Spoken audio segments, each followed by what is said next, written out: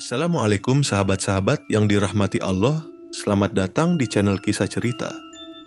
Namun sebelumnya saya sarankan untuk menuliskan sholawat Nabi Muhammad agar kelak sholawat ini menjadi saksi untuk mendapat syafaat di akhirat. Like dan subscribe ke channel ini sangat membantu menyebarkan dakwah Islam dan menjadi amal jariah. Berikut kisahnya. Angin laut menerpa wajah Dharma, membawa aroma asin yang menusuk hidung. Langit pagi masih kelabu ketika lelaki itu melangkah menyusuri dermaga kayu yang sudah tua, menuju perahunya yang terombang-ambing di ujung tambatan. Suara ombak memecah karang terdengar seperti bisikan, seolah lautan sedang bercerita sesuatu yang tak dimengerti oleh manusia. Dharma, seorang nelayan dari kampung Cibuntu, Pelabuhan Ratu, telah 5 tahun menggantungkan hidupnya pada laut. Tapi akhir-akhir ini, hasil tangkapannya semakin mengenaskan. Jala yang ia tebar pulang dengan ikan-ikan kecil yang bahkan tak cukup untuk makan sehari. Istrinya, Rini, mulai mengurangi porsi makan mereka demi anak semata wayangnya, Raka yang baru berumur 5 tahun. "Pak, kau yakin ingin melaut lagi hari ini? Semalam ombak besar, katanya ada yang hilang satu perahu," ucap Rini dengan nada cemas, menyerahkan bekal nasi dan tempe goreng yang dibungkus daun pisang.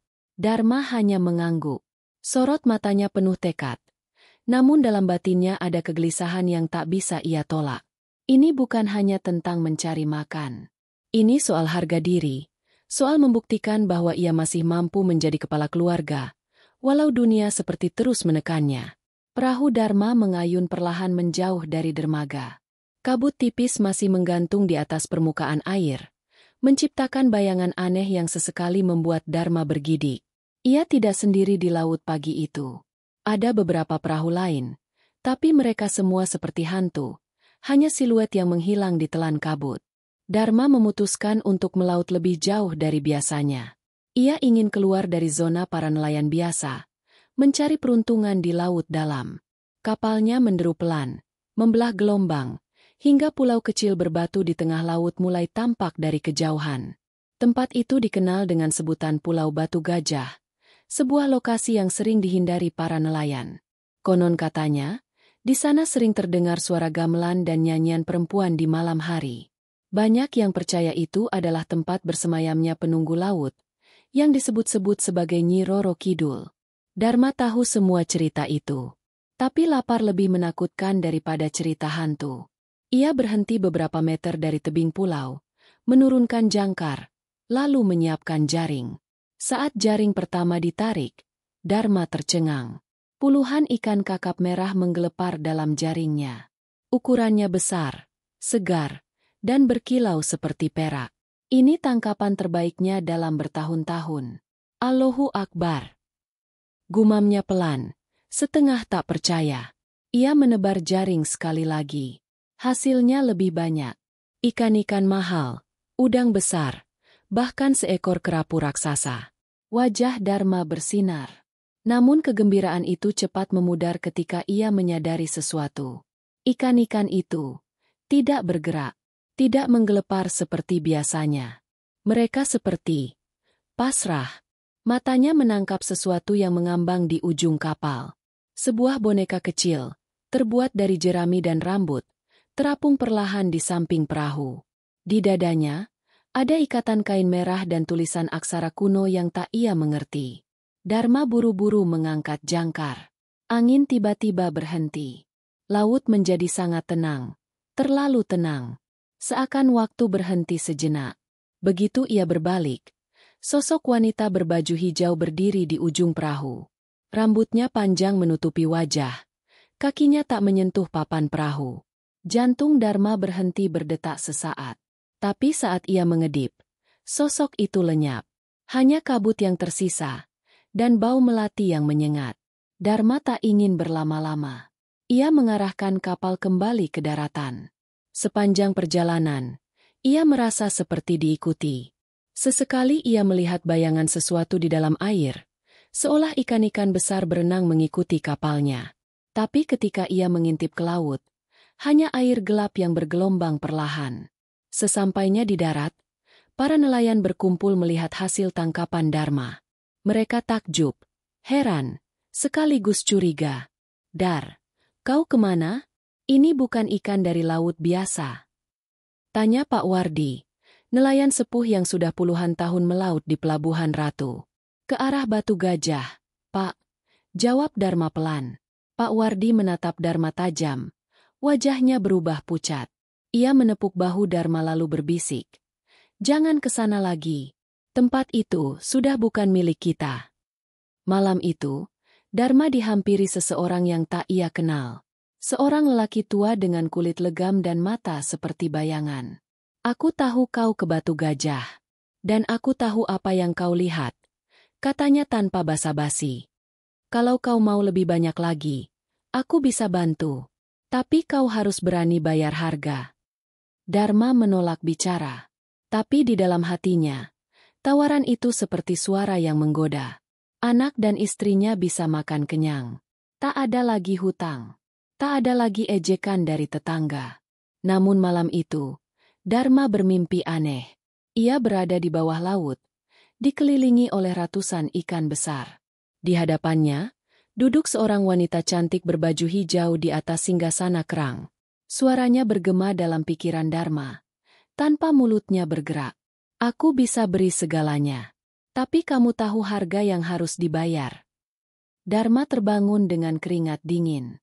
Dari luar kamar, terdengar suara gelas pecah. Ia keluar dan melihat Rini berdiri kaku di dapur. Wajahnya pucat. Di lantai, pecahan gelas berserakan. Tapi yang membuat Darma terdiam adalah suara dari belakang rumah. Suara gamelan, sayup-sayup, di tengah malam. Dan aroma melati, menyusup perlahan ke dalam rumah mereka. Pagi menyingsing di ufuk timur. Tapi rumah Darma tidak pernah benar-benar tidur semalam. Sejak suara gamelan dan bau melati memenuhi ruangan, Rini tidak berhenti membaca doa dalam hati. Raka, anak mereka, terbangun sambil menangis dan mengeluh mimpinya dikejar wanita berambut panjang. Darma sendiri tidak bisa menjelaskan apapun. Ia hanya duduk termenung, memikirkan mimpi yang begitu nyata itu. Ketika mentari muncul di balik bukit, Darma kembali ke laut. Kali ini, ia tidak ke arah Batu Gajah. Ia memilih berputar ke sisi timur, lebih dekat ke pantai, namun hasilnya nihil. Tak satu ekor ikan pun tersangkut di jalannya. Air laut seperti kosong. Ia menatap jaringnya yang kering dan hanya membawa rumput laut. Seolah lautan tahu ia sedang mencoba lari dari perjanjian yang belum selesai. Saat ia hendak kembali, suara itu muncul lagi. Lembut, menggoda, seperti bisikan seorang perempuan yang memanggil dari kejauhan. Darma menoleh, dan di ujung laut, bayangan hijau itu muncul sebentar lalu menghilang dalam kabut. Petang itu, Darma pulang dengan tangan hampa. Rini menyambutnya dengan wajah cemas.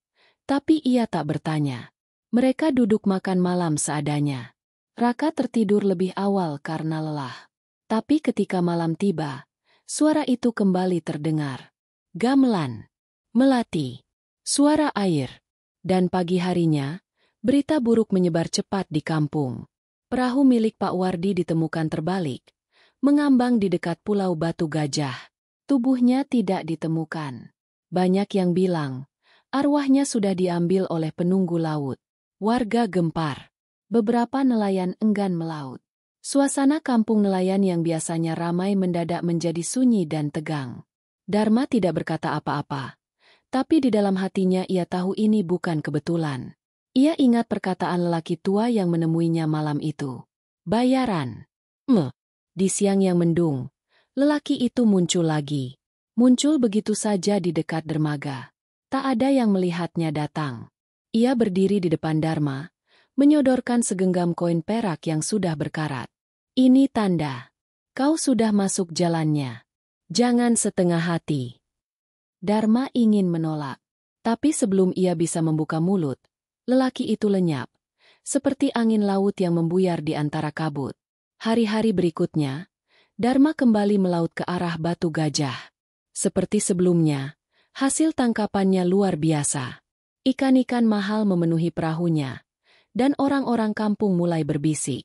Ada yang iri, ada yang curiga, tapi sebagian besar hanya diam dan mengamati dari kejauhan. Rini mulai mencurigai perubahan suaminya. Dharma jadi sering bengong, bicara sendiri saat malam. Ia menyimpan sesuatu di dalam lemari kayu tua di gudang belakang. Rini pernah mencoba membukanya diam-diam, tapi lemari itu terkunci dan selalu mengeluarkan bau amis yang menyengat setiap kali ia mendekat. Malam Jumat Kliwon berikutnya, Dharma menghilang dari rumah. Ia meninggalkan istri dan anaknya tanpa pesan. Rini cemas. Ia menunggu hingga dini hari, tapi suaminya tak kunjung pulang. Pagi harinya, Dharma kembali. Wajahnya pucat, matanya sembab, dan tubuhnya berlumuran air asin. Ia langsung masuk ke kamar dan tidur seharian. Ketika bangun, ia hanya mengatakan satu hal kepada Rini. Mulai sekarang, jangan keluar rumah setiap malam Jumat Kliwon. Rini yang sudah penuh curiga mulai mencari tahu. Ia mendatangi Bu Rati, dukun beranak yang juga dikenal sebagai penjaga adat di kampung. Saat Rini menceritakan semua kejadian aneh di rumahnya, wajah Bu Rati langsung berubah tegang. Kau harus hati-hati, Rin. Bau melati, suara gamelan, dan mimpi laut itu bukan mimpi biasa. Suamimu sudah terikat sesuatu yang tidak kasat mata. Dan kalau sudah bicara tentang Laut Selatan, biasanya ada tumbal. Selalu ada. Rini pulang dengan hati penuh ketakutan. Malam itu, ia mengunci semua pintu dan jendela. Ia peluk Raka erat-erat di tempat tidur, berharap semua bisa kembali seperti dulu. Namun saat tengah malam, terdengar suara langkah kaki di halaman belakang. Pelan, seperti orang berjalan di atas kerikil. Rini menahan napas. Ia mengintip dari celah jendela. Dan di sana, berdiri seorang wanita berbaju hijau, rambut panjang menutupi wajahnya, memandangi rumah mereka dari balik bayang-bayang pohon kelapa. Keesokan harinya, berita duka kembali menyelimuti kampung. Istri Pak Danu, seorang nelayan yang juga melaut dekat Batu Gajah, ditemukan meninggal di sumur belakang rumahnya. Tidak ada luka, tidak ada tanda-tanda kekerasan. Hanya bau melati yang menyengat di sekeliling sumur. Warga mulai resah. Mereka menghubungkan semua kejadian aneh ini dengan kemunculan Dharma dan hasil lautnya yang tak masuk akal. Tapi tak ada yang berani menuduh langsung. Tak ada yang mau berhadapan dengan kekuatan dari Laut Selatan. Sementara itu, Dharma mulai sering berbicara sendiri di tengah malam.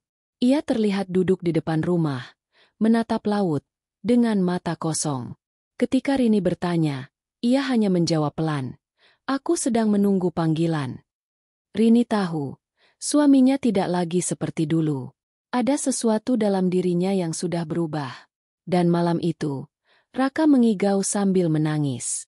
Ia terus mengucap satu kalimat yang sama berulang-ulang. Malam semakin pekat ketika Dharma kembali melaut. Ia tidak lagi membawa kapal kecil biasa, tapi sebuah perahu yang lebih besar dan kokoh. Wajahnya datar tanpa ekspresi, seperti orang yang sudah kehilangan harapan dan menggantungkan segalanya pada kekuatan lain. Di bawah sinar rembulan, ombak beriak pelan, menciptakan bayangan yang menari-nari di permukaan laut. Perjalanan Dharma malam itu berbeda. Ia berlayar menuju Pulau Batu Gajah, tempat yang dulu selalu dihindari para nelayan. Sesampainya di sana, suara gamelan mulai terdengar jelas, mengalun lembut di udara. Angin membawa bau melati yang menusuk hidung, membuat udara di sekitar terasa berat dan penuh misteri. Dharma menurunkan perahunya di sebuah teluk kecil. Di sana, berdiri sosok lelaki tua yang sebelumnya pernah menemuinya di dermaga. Lelaki itu mengenakan jubah hitam lusuh, wajahnya tersembunyi di balik bayangan. "Sudah kau pikirkan tawaran itu, Dharma?" Suara lelaki itu serak, penuh makna. Dharma mengangguk pelan. "Aku mau. Tapi apa yang harus kulakukan?" Lelaki tua itu tersenyum tipis. "Semua yang kau inginkan ada dalam genggamanmu. Tapi kau harus mengorbankan sesuatu yang berharga. Harga pertama adalah jiwa yang harus kau bawa kepadaku. Jiwa yang akan menjadi tumbal di Laut Selatan." Dharma terdiam. Dalam hatinya, ia tahu bahwa tawaran ini tidak mudah. Namun bayangan istrinya yang kelaparan dan anaknya yang menderita mengalahkan rasa takutnya. "Jiwa siapa?" tanya Dharma pelan. Lelaki itu menatap dalam mata Dharma. "Itu terserah padamu. Tapi ingat, sekali kau menyerahkan jiwa, kau tak akan bisa kembali. Dharma menghela napas panjang. Ia teringat malam-malam tanpa tidur dan derita keluarganya. Ia mengangguk. Baik, aku siap. Lelaki tua itu mengangkat tangan ke udara, mengucapkan mantra dengan bahasa yang tidak dimengerti Dharma. Angin malam tiba-tiba berhembus kencang. Ombak beriak liar. Dari dalam laut muncul sosok wanita cantik berbaju hijau. Rambutnya panjang mengalir seperti gelombang air. Akulah penjaga laut selatan, katanya lembut namun dingin. Aku yang akan menuntut tumbalmu. Dharma menunduk. Merasa dirinya terperangkap dalam janji yang tidak bisa dipungkiri. Suara gamelan mengalun semakin keras, menyatu dengan deru ombak yang bergulung. Mulai sekarang, kau akan diberkahi hasil tangkapan yang melimpah. Tapi setiap bulan, kau harus menyerahkan jiwa sesuai perjanjian, ujar wanita itu. Dharma menggigil, tapi ia tahu sudah tak ada jalan lain. Ia mengangguk, menerima nasibnya. Keesokan harinya, kapal Dharma kembali dengan hasil tangkapan yang luar biasa. Ikan besar, lobster, dan berbagai hasil laut melimpah ruah. Warga kampung mulai memandang Dharma dengan takjub dan sedikit takut. Namun, malam-malam berikutnya, Dharma semakin berubah. Ia mulai menghilang dari rumah, menghabiskan waktu sendirian di dermaga sambil menatap laut. Kadang suara gamelan terdengar samar dari kejauhan, mengiringi langkahnya yang kosong. Rini mulai merasa ada jarak di antara mereka. Ia menangis dalam sunyi, merindukan suaminya yang dulu. Raka, anak mereka, semakin sering bermimpi buruk tentang wanita berambut hijau dan laut yang menganga. Suatu malam, Rini memutuskan untuk mencari Mbah Kromo, dukun tua yang tinggal di ujung desa. Ia berharap bisa mendapatkan petunjuk dan cara mengatasi malapetaka yang melanda keluarganya. Mbah Kromo menerima Rini dengan pandangan tajam. Ini sudah lebih dari sekadar pesugihan biasa, katanya pelan. Kau harus hati-hati, karena perjanjian dengan Laut Selatan bukanlah permainan. Rini bertanya, apakah masih ada harapan untuk Dharma? Mbah Kromo menggeleng. Hanya jika dia mau membayar harga yang lebih besar. Tapi itu berbahaya, dan bukan semua orang mampu melakukannya. Rini menggenggam tangan Mbah Kromo erat. Aku harus berusaha. Demi keluargaku. Malam itu, Rini pulang dengan tekad baru. Ia berdoa pada Allah, memohon perlindungan dan kekuatan untuk menghadapi gelap yang menyelimuti rumahnya. Di balik ombak yang terus bergulung, suara gamelan kembali terdengar, mengingatkan bahwa perjanjian itu belum selesai. Setelah pertemuannya dengan Mbah Kromo, Rini merasa beban semakin berat. Ia tahu waktu terus berjalan dan setiap malam yang datang membawa ketegangan baru. Suara gamelan yang dulu hanya terdengar di laut kini menyusup masuk ke dalam rumahnya, memenuhi setiap sudut dengan kehadiran yang tidak bisa dijelaskan. Malam itu, Rini terjaga ketika mendengar langkah kaki di kamar sebelah. Ia mengintip ke pintu, dan melihat bayangan samar yang bergerak pelan. Raka, anaknya, tidur dengan wajah pucat dan berkeringat dingin. Tangannya yang kecil gemetar ketika memeluk boneka kelinci kesayangannya. Rini menunduk, berbisik pelan. Apa yang kau lihat, nak? Raka tidak menjawab, hanya terus berbisik kalimat yang sama. Ibu laut, jangan ambil aku. Rini tahu ini bukan hanya mimpi buruk biasa. Sesuatu yang gelap mulai menyentuh keluarga kecil mereka. Ia mengingat pesan Mbah Kromo bahwa perjanjian pesugihan membawa konsekuensi bukan hanya pada yang membuatnya, tapi juga pada orang yang dicintai. Hari demi hari, suasana rumah semakin berat. Dharma semakin jarang pulang, dan ketika ia ada, matanya kosong dan jarang berbicara. Rini mulai merasakan kehadiran sesuatu yang mengawasi mereka. Bau melati datang tiba-tiba, membawa dingin menusuk tulang. Suatu sore, Rini melihat pintu lemari kayu di gudang belakang terbuka sendiri. Dari dalamnya, aroma amis yang kuat menyebar ke seluruh rumah. Dengan tangan gemetar, ia membuka lemari itu dan menemukan sebuah kain merah lusuh dengan tulisan aksara kuno yang sama dengan yang pernah Dharma temukan di laut. Ketika Rini menyentuh kain itu, sebuah bayangan hitam melintas cepat di ruangan. Ia berteriak, Tapi suara itu seolah tertelan oleh keheningan malam. Malam harinya, Rini memutuskan untuk membakar kain merah itu di halaman belakang. Api menyala tinggi, dan bau melati berubah menjadi asap hitam yang membumbung ke langit. Ia merasa lega sesaat. Namun di dalam hatinya ia tahu pertempuran mereka baru saja dimulai. Di lain tempat, Dharma duduk termenung di dermaga. Tangan kirinya memegang segenggam koin perak yang semakin pudar warnanya. Ia tahu harga yang harus dibayar semakin tinggi. Suara gamelan dan wanita berbaju hijau semakin sering menghantuinya. Ia merasakan panggilan yang tidak bisa ia abaikan. Saat itulah, Dharma menerima sebuah surat tanpa nama yang diletakkan di atas kapalnya. Surat itu berisi pesan singkat. Jiwa pertama telah datang. Bersiaplah untuk yang berikutnya. Dharma menatap laut yang gelap dan beriak. Ia tahu perjanjian ini belum selesai dan korban berikutnya akan segera datang. Dharma semakin tenggelam dalam bayang-bayang pesugihan yang ia ikuti. Setiap malam Jumat Kliwon, suara gamelan dan aroma melati menjadi panggilan yang tak bisa dihindari. Tubuhnya semakin lelah, matanya merah dan gelisah. Tapi ia tetap berlayar, menuruti perintah dari Laut Selatan yang tak pernah berhenti menuntut. Suatu malam, saat bulan purnama menggantung di langit, Dharma tiba di sebuah teluk kecil di Pulau Batu Gajah. Di sana, wanita berbaju hijau muncul lagi, berdiri di tepi air dengan tatapan dingin yang menusuk jiwa. "Kau sudah menepati janjimu," katanya pelan. "Tapi harga belum lunas." Dharma mengangguk tanpa kata. Ia tahu apa yang harus dilakukan. Wanita itu mengulurkan tangan dan dari dalam air muncul sosok bayangan manusia. Wajahnya kabur dan bergerak perlahan seperti kabut malam. Sosok itu adalah jiwa yang harus dikorbankan. Dharma menatap dalam sosok itu, lalu menarik napas dalam-dalam. Ia tahu perjanjian itu berarti membawa kehilangan, tapi juga harapan. Saat ia melepaskan sosok bayangan itu ke dalam gelombang laut, suara gamelan semakin keras dan angin malam menderu kencang. Ombak memecah di pantai dengan keganasan yang menakutkan.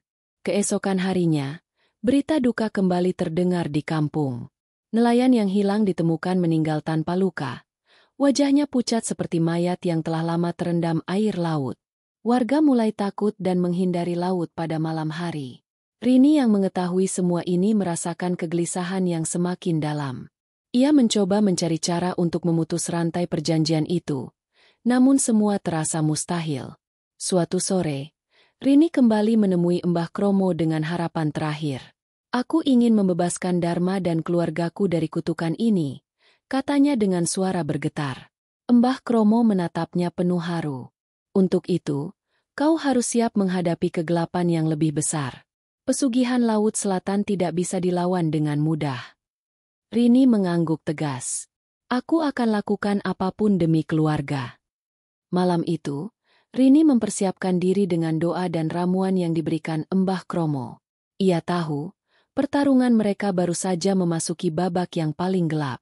Di tengah hening malam, suara gamelan kembali bergema, menandakan bahwa perjanjian itu belum berakhir dan harga yang harus dibayar semakin tinggi. Malam itu, Rini berdiri di pinggir pantai, membawa dupa dan sesaji yang telah disiapkan Mbah Kromo. Angin malam berhembus dingin, membawa aroma melati yang menusuk hingga ke tulang. Suara gamelan mengalun samar dari kejauhan, semakin mendekat seperti panggilan yang tak terelakkan. Dharma muncul dari balik bayang-bayang, matanya kosong dan tubuhnya gemetar. Ia tampak seperti orang yang sudah lelah melawan sesuatu yang tidak kasat mata. Rini memegang tangannya erat, mencoba menyuntikkan keberanian ke dalam hati yang mulai goyah. "Malam ini, kita akan putuskan semua," kata Rini dengan suara tegas. Mbah Kromo datang membawa sesaji dan mantra yang telah diwariskan turun-temurun.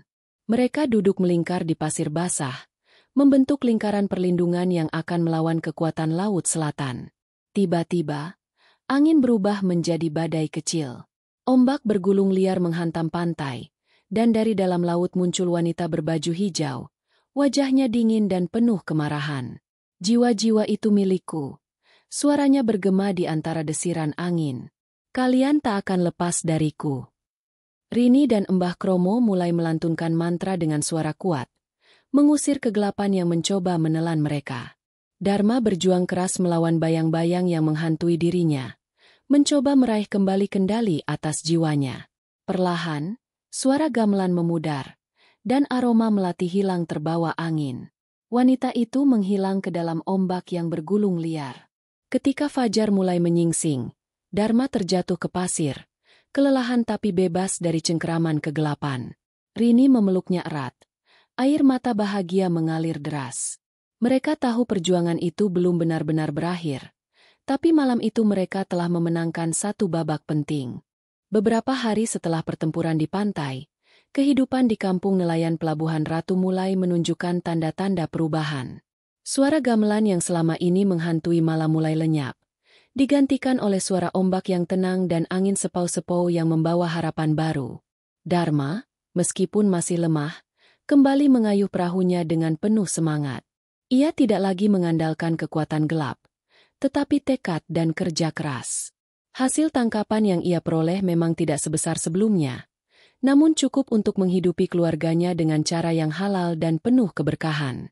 Rini ikut membantu di dermaga, tersenyum sambil melihat Dharma yang perlahan pulih. Anak mereka, Raka, kini tertawa ceria dan tidur nyenyak tanpa mimpi buruk yang mengganggu. Keluarga kecil itu kembali bersatu dalam kehangatan yang tulus. Mbah Kromo datang mengunjungi mereka, membawa pesan bijak yang menjadi pelajaran berharga. Jangan pernah tergoda oleh jalan pintas, karena setiap harga yang murah bisa jadi sangat mahal di kemudian hari.